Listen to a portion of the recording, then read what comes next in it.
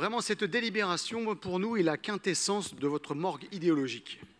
Franchement, consacrer près de 8 millions d'euros, 6 millions, pardon, autant pour moi, pour 8 foyers, c'est quand même franchement indécent. Quand on voit que, par exemple, dans le 15e arrondissement, le mois dernier, vous avez pris une délibération qui consacre beaucoup moins que cette somme pour une rénovation de 150 logements sociaux dans le 15e arrondissement.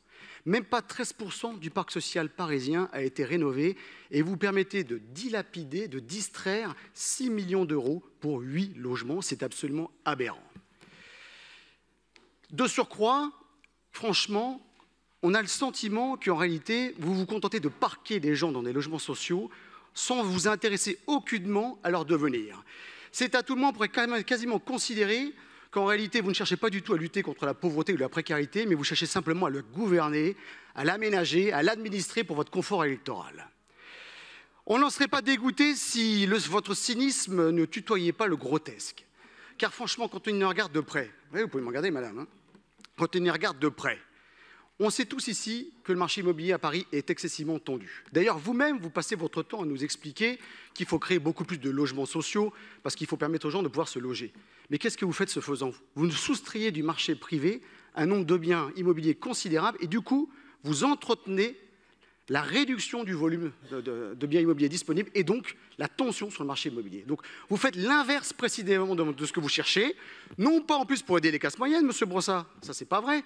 Parce que là, précisément, cette délibération ne va encore une fois que sur le précaire et le très précaire. Donc en réalité, un, vous en moquez des classes moyennes que vous expédiez hors de Paris, et deux, vous entretenez une rente sur les classes très très précaires que vous placez dans Paris sans rénover leurs logements sociaux. C'est absolument l'inverse de ce que vous recherchez.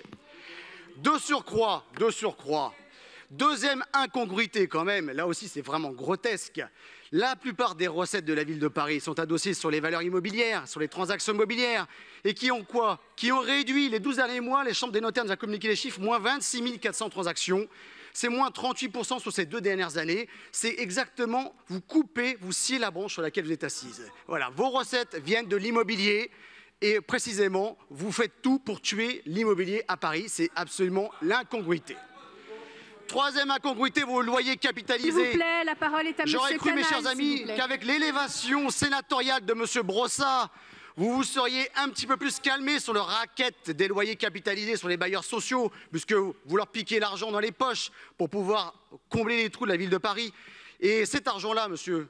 Ben oui, monsieur Brossat, je suis là. Cet argent-là, les 3 millions là aujourd'hui que vous avez piqué en loyer capitalisé dans cette délibération, eh ben c'est ça qui n'est pas versé dans la rénovation. 3 millions, c'est 60 000 à peu près la rénovation d'un logement. Eh ben là, c'est 50 logements non rénovés que la ville de Paris va encaisser. C'est vraiment lamentable. Tout ça pour vous dire que votre politique, c'est vraiment que de l'idéologie et nous nous opposerons à toutes vos logiques de préemption. Je rappelle, 1,3 milliard en 10 ans de préemption contre 500 millions à peine sur la rénovation.